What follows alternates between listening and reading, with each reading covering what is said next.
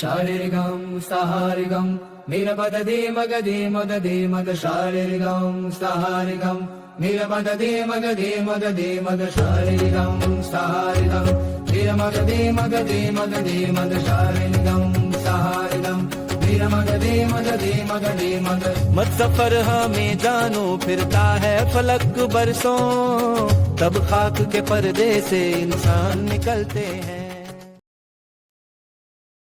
प्रेमचंद महोत्सव 2026 cricket match. Munshi Premchand. सन 1935 भारत अभी गुलाम था, लेकिन केवल देश ही नहीं, हमारी सोच भी कहीं न कहीं गुलाम थी। मुंशी प्रेमचंद ने क्रिकेट के बहाने एक ऐसी कहानी लिखी जो आज भी हर संस्था, हर संगठन, हर देश और हर टीम पर उतनी ही लागू होती है।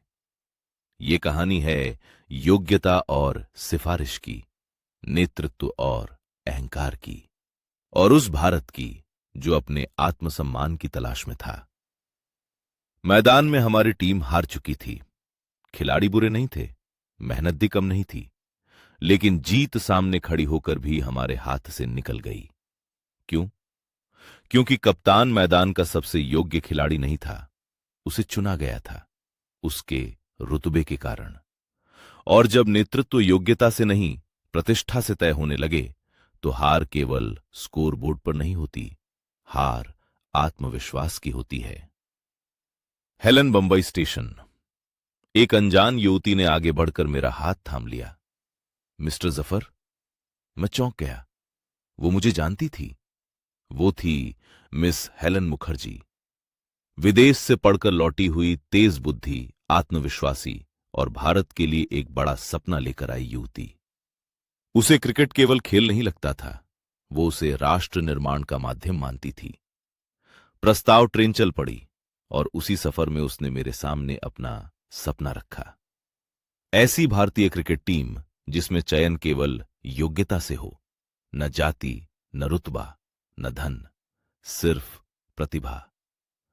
फिर उसने मेरी ओर देखा और कहा, उस टीम का कप्तान आप बनेंगे। कुछ सपने जिंदगी बदल देते हैं। यात्रा आरंभ। हम निकल पड़े पूरा भारत घूमने, शहर शहर, गांव गांव, मैदान मैदान, जहां कहीं प्रतिभा थी उसे खोजने। हर स्टेशन एक नई कहानी, हर सफर एक नई उम्मीद और हर मुलाकात एक नए भारत की झलक। खिलाड़ी धीरे धीरे खिलाड़ी जुड़ते गए। किसी का परिचय उसका परिवार नहीं था, किसी की पहचान उसकी दौलत नहीं थी। एक ही सवाल पूछा जाता था, क्या तुम खेल सकते हो? क्या तुम अनुशासित हो? क्या तुम टीम के लिए जी सकते हो? यही थी नई भारतीय टीम की नींव। मोह का जाल। लेकिन इंसान केवल खेल से नहीं चलता, भावनाएं भी उसके साथ चलती हैं।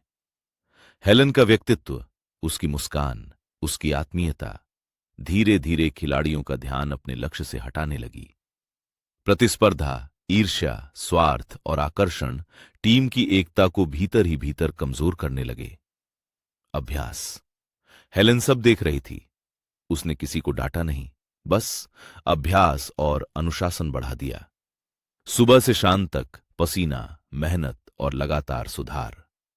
धीरे धीरे खिलाड़ियों को समझ आने लगा, जीत केवल प्रतिभा से नहीं मिलती, अनुशासन से मिलती है। ऐतिहासिक मैच आखिर वो दिन आ ही गया। भारत की नई टीम ऑस्ट्रेलिया 11 के सामने थी। मैदान खचाखच भरा था। हर गेंद, हर रन, हर विकेट मानो पूरे देश की धड़कन बन गया था। ये सिर्फ क्रिकेट मैच नहीं था, ये आत्मविश्वास की परीक्षा थी और भारत जीत गया। विजय उत्सव। पूरा मैदान गूंज उठा। तालियां, जयकार, उत्साह। हर खिलाड़ी के चेहरे पर संतोष था। ये जीत किसी एक बल्लेबाज की नहीं थी, किसी एक गेंदबाज की नहीं थी। ये जीत थी टीम भावना की, योग्यता की और उस विश्वास की कि भारत भी दुनिया के सामने सीना तान कर खड़ा हो सकता है। हेलन का भाषण सबको लगा अब उत्सव होगा, लेकिन हेलन मुस्कुराई और बोली, तुम जीते, लेकिन क्या सचमुच तुम्हारा लक्ष्य क्रिकेट था या मुझे प्रभावित करना? पूरा कमरा शांत हो गया।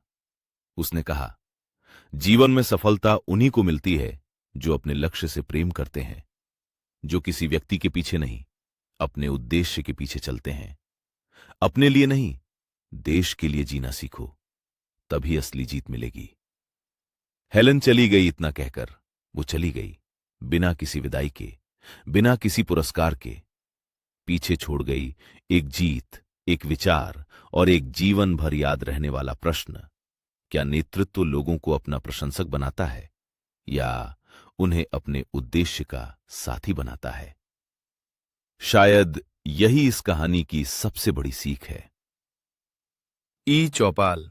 दोस्तों, पहली नजर में यह कहानी क्रिकेट की लगती है, लेकिन प्रेमचंद ने इसके माध्यम से समाज का आईना हमारे सामने रख दिया।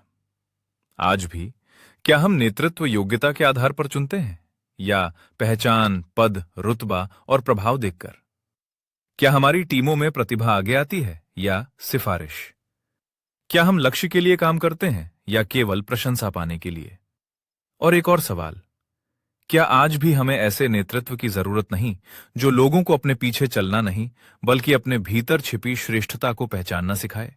अगर अपनी राय कमेंट में किसी भी टीम का कप्तान चुनना हो तो आप सबसे पहले किस गुण को चुनेंगे? नेतृत्व, अनुशासन, चरित्र, टीम भावना या सिर्फ प्रदर्शन? और हां, बताइए, मुंशी प्रेमचंद की आपकी सबसे प्रिय कहानी कौन सी है? अगर आपको यह अनूठी प्रस्तुति पसंद आ रही है तो इस वीडियो को लाइक कीजिए, अपने विचार कमेंट्स में लिखिए और इसे अपने मित्रों के साथ शेयर जरूर कीजिए। पूरी प्रेमचंद महोत्सव 2026 प्लेलिस्ट से जुड़े रहिए। फिर मिलेंगे अगली कहानी के साथ। नमस्ते।